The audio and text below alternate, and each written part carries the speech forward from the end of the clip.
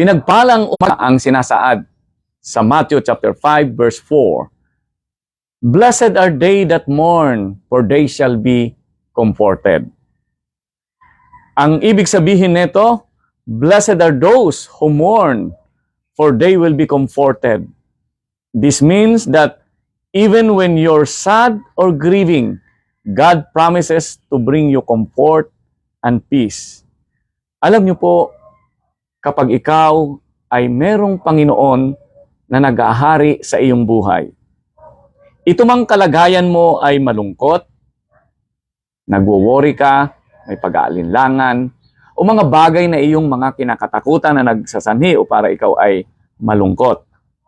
Subalit ang pangako ng Panginoon ay mapalad ang mga taong that they mourn, namimighati. Namimighati saan? Maaari po ito namimighati dahil sa kawalan ng pag-asa, namimighati dahil sa kasalanan, namimighati dahil sa takot, pangamba, namimighati dahil sa walang direksyon. Subalit, ang Panginoon na mismo ang nagsabi, kung ikaw ay namimighati sa mga bagay na yaon at ikaw ay nagtitiwala sa Diyos, ang sinasabi po niya, mapalad ka. Ang salitang mapalad ay masaya, pinagpala, o taong ang buhay ay kasiyasiya para sa Panginoon. Hindi ka mawawalan ng pag-asa. Hindi ka mawawalan ng kasiyahan. Hindi ka mawawalan ng kapayapaan, katiwasayan. Dahil ang Panginoon mismo ang siyang nagsasabi na kapag ikaw ay namimighati dahil sa mga bagay na hindi naaayon sa kanyang kalooban, namimighati ka dahil sa mga bagay na napaka-importante at napakahalaga sa iyo ang Diyos. Ikaw ay nakatotal dependent sa Diyos at sa kanyang presensya. Ang sabi niya, mapalad ka na namimighati sapagkat ikaw ay kanyang aaliwin. Kahit na ikaw ay malungkot, kahit na ikaw ay namimighati ng grabe, ito pa rin ang pwede nating panghawakan, ang Diyos na nangako na magbibigay ng kaaliwan at kapayapaan. Alam niyo po ba na ang kaaliwan ay bagay ito na galing sa puso? Ito yung may kapayapaan dahil si Jesus ay nasa puso mo. Hindi ito yung kapayapaang sirkumstansya. Masaya ka lamang dahil may mga bagay na nagpapasaya sa iyo.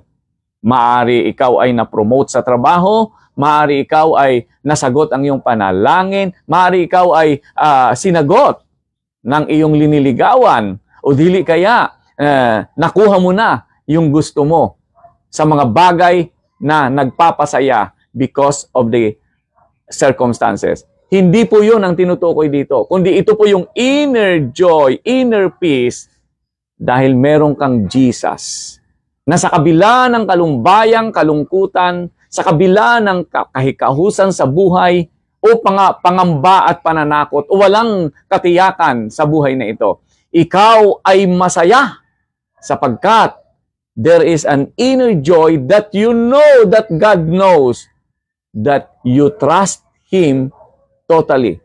At alam mo, anumang mangyayari sa buhay nito, hinding-hindi ka iiwan ni pababayaan.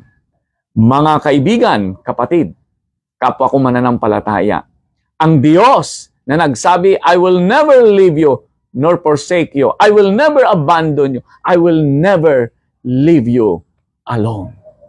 Ang Diyos ay nagpadala nga ng banal na Espiritu.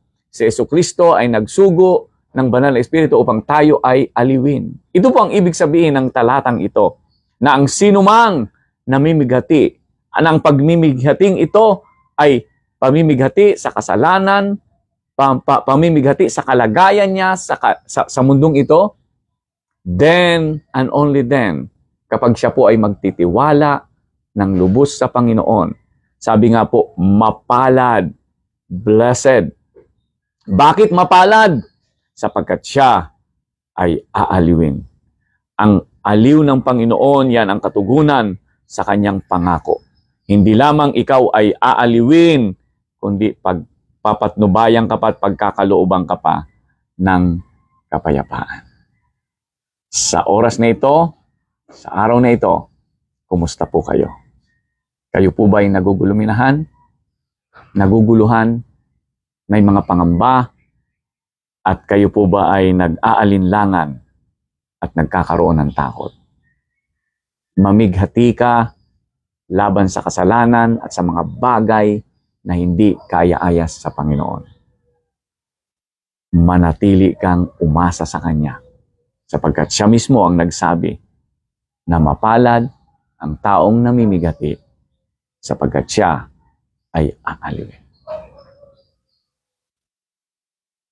Maraming salamat at kayo'y pinagpala ng Kanyang salita. Ang buhay na pinagpapala ay buhay na nagpapala. God bless us all.